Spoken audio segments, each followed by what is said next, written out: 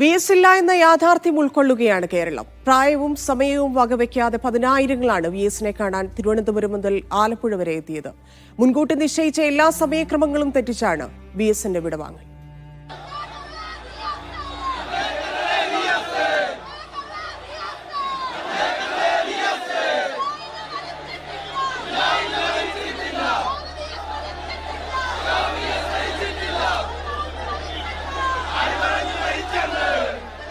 കേരളത്തിന്റെ കണ്ണും കരളുമായിരുന്നൊരാൾ, ചങ്കിലെ റോസാപ്പൂവായി ജനങ്ങളെ കാത്തൊരാൾ, ഗതകാല സ്മൃതികളിലെ സമര പാരമ്പര്യത്തെ ഉൾക്കൊണ്ട രണ്ടക്ഷരം.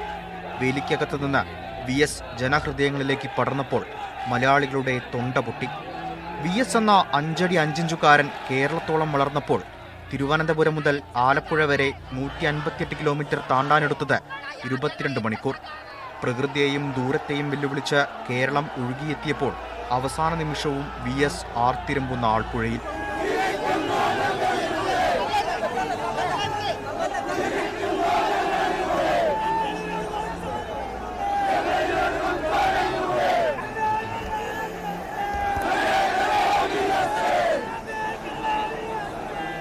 അഞ്ചാം വയസ്സിൽ അമ്മയെ കവർന്ന വസൂരിയെ തോൽപ്പിച്ചു തുടങ്ങിയ വിഎസിന്റെ പോരാട്ട ജീവിതം. പുന്നപ്ര വയലാറിൽ വാരിക്കുന്തവുമായി സഖാക്കളെ ഒരുമിപ്പിച്ച നേതൃപാടവം. 3 തവണ മരിച്ചെന്ന് കരുതിയിടത്ത് നിന്ന് തിരിച്ചെത്തിയ അതിജീവന പാഠം.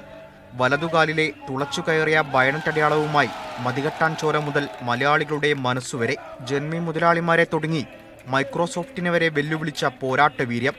അവസാനം ആശുപത്രി കിടക്ക വരെ ചേതനയറ്റിട്ടും പാർട്ടിയുടെ സമയക്രമം വരെ തെറ്റിച്ച വിഎസിന്റെ ശീലം. എന്റെ സഖാവ് ഞങ്ങളെ രാജാവാണ് ലോകത്ത്. ഞങ്ങൾ ഇതേപോലെ ഒരു ആളിനെ ഞങ്ങൾ കണ്ടിട്ടില്ലേ മക്കളെ.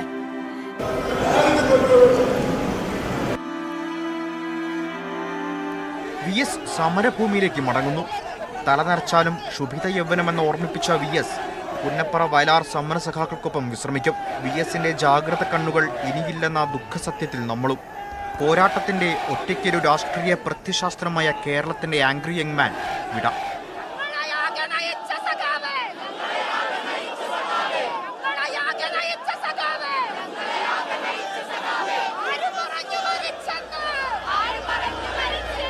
News desk, media 1.